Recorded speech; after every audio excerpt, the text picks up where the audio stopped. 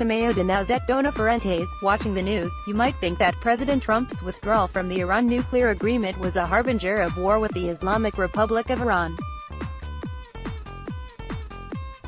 It isn't. If Congress doesn't approve the spending cuts and the rescissions package proposed Tuesday by President Trump, it will be a dereliction of duty and a display of political cowardice. Last night, the Republican Party avoided a massive potential embarrassment thanks to Don Blankenship's resounding defeat in the West Virginia Senate primary. Despite Blankenship's claims that he was Trumpier than Trump, he finished a distant third in the Republican primary in the country's Trumpiest state. And that's great news for Republicans who are eyeing the Senate as a potential bright spot in the 2018 midterm elections. In Jerusalem, trilingual English, Hebrew, and Arabic signs have already gone up directing drivers and pedestrians to the new U.S. Embassy to Israel, which is due to open on Monday, the 70th anniversary of Israel's independence. Meanwhile, Israelis in Tel Aviv say that last week they saw a convoy of trucks moving equipment and supplies from the current U.S. Embassy, located in Tel Aviv. Palestinians openly talk about protests, which will be anything but spontaneous. Posters in Ramallah, where I visited yesterday, the administrative headquarters of the Palestinian Authority, openly call for demonstrations.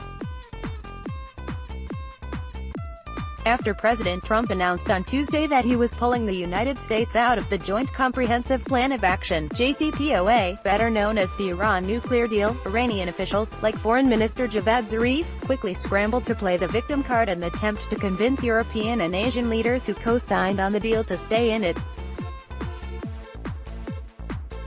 This summer marks the 50th anniversary of Humanae Vitae, one of the most famous and perspicacious writings from the Catholic Church in the 20th century. The encyclical reaffirmed the ancient teaching of the Church that love, sex, marriage, and family formation were, by nature, inextricably bound together, and that artificial contraception and abortion were destructive of these gifts.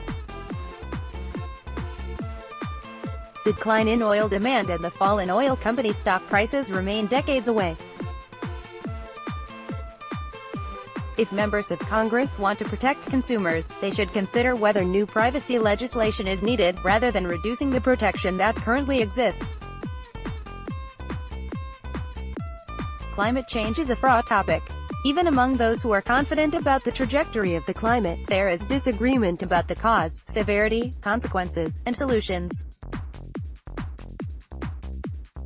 Among Republicans, while interest in the issue has increased over time, particularly among younger voters, many are concerned that steps to mitigate environmental harm will fuel a bigger government and impede economic freedom. But if Republicans base their climate policy stances on this fear, they will miss the chance to pursue a conservative, harm reduction strategy that would also check the size and reach of government. It's National Charter School Week, in which we families, teachers, and students celebrate this unique form of school choice. Asha, Volume 5. Asha, now, Don Blankenship is done. His nihilist populism is not.